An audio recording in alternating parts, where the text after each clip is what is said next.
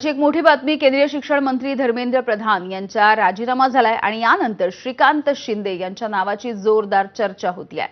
Doctor Shrikant Shinde हे कॅबिनेटमध्ये दिसावेत, शिक्षण किंवा आरोग्य मंत्रालयाची जबाबदारी ते समर्थपणे पेलतील अशी प्रतिक्रिया सिद्धेश कदम यांनी दिली आहे।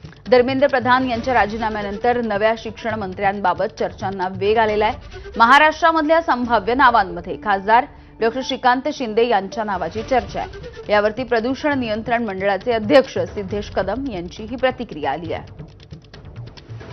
शिक्षण मंत्री म्हणून श्रीकांत शिंदेंचं ते कसं पाहताय? मला वाटतं श्रीकांत शिंदेजी हे तिसऱ्या टर्मचे खासदार आहेत। ते पहिल्या टर्ममध्ये काही मंत्री व्हायला खासदार झाले नाहीयेत। म्हणजे इतर जे बंधू आहेत ठाकरे ते पहिल्याच टर्ममध्ये त्यांना कॅबिनेट मंत्री व्हायचं होतं आणि ते झाले सुद्धा पहिल्या टर्मच्या आधारे। पण श्रीकांत शिंदेजी हे तळागाळातले कार्यकर्ते आहेत अगोदर, म्हणून त्यांना तळागाळातल्या अडचणी सुद्धा माहिती आहेत। त्या अनुषंगाने त्यांना जे काही जबाबदारी आदरणीय मोदी साहेब देतील ती मला वाटतं ते 100% उत्स्फूर्तपणे पार पाडतील।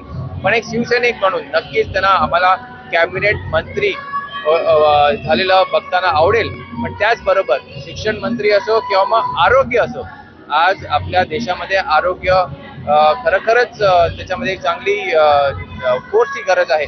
तर त्यांना आरोग्य सुद्धा जबाबदारी किंवा मग इतर जे युवांच्या निगडीत जे काही विषय असतील मला वाटतं ते 100% पार पडू शकतील। स्वतः डॉक्टर आहेत, ऑर्थोपेडिक सर्जन आहेत, ते खासदार झाल्यानंतर सुद्धा ते प्रॅक्टिस करायचे। आता कुठे त्यांना वेळ भेटत नाही, म्हणून मला वाटतं की शिक्षण असो किंवा आरोग्य असो दोन्ही विषय ते चांगल्या प्रकारे हाताळू शकतील। शिक्षण मंत्री म्हणून श्रीकांत शिंदेंचं ते कसं पाहताय?